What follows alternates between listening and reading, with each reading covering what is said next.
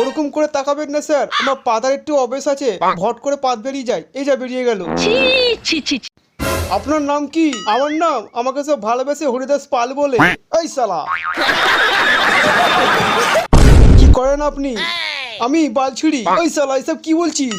সুটিয়ে লাল করে দেবো, নোংরামি বার করে দেবো। না মানে স্যার চুল কাটার কাজ করি। আচ্ছা, কোনো সময় যদি চুল কাটাতে হয় আমার সেলুনে এসো, এমন চুল কাটবো আমেরিকার লোকেরাও দেখে অবাক হয়ে যাবে। আপনার ছেলে কোথায়? স্যার আমি সত্যি বলছি, আমার ছেলে কোথায় বাল ছিঁড়ছে আমি তো বলতে পারবো না।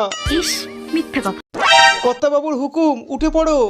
এখানে সকাল সকাল উঠে মাঠে হাঁকতে যেতে হবে, বাথরুম পাবে না। বলেন কি? আমি যাবো না হাঁকতে, যা চলুন না বাবু, না হলে কর্তা বাবু আমার বান্টু আসতে রাখবে না। যা আসছি।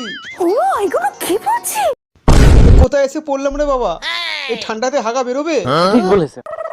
ও কি ঠান্ডা, এত ঠান্ডাতে শালা মাঠে বসে হাগো।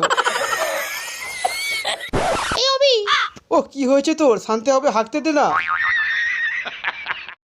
আমার তো হয়ে গেছে, ছোচাবো কোথায়? এখানে ছোচানো পুকুর নেই, পাতা দিয়ে কাজ চালিয়ে নে। তুমি কি আমার পাদের গন্ধ শুঁকেছো? কি তোমার পাদের গন্ধ? হ্যাঁ। না শুঙুনি? নেই। আজকে তোমাকে আমি পাদের গন্ধ শুঙাবো। বুঝো না এই ব্যাপারটা। তোমার পাদের গন্ধ শুনবো, কিন্তু আমার একটা শর্ত আছে, মুলু খেয়ে পাতলে আমি কিন্তু শুনবো না। এটা হাস্যকর। মুলুর গন্ধ আমার সহ্য হয় না।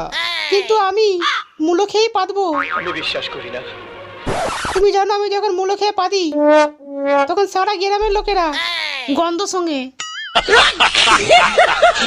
দেখো আমার পাতের গন্ধ শুঙার জন্য আসছে, তোমার মনে হচ্ছে আর শুঙা হবে না।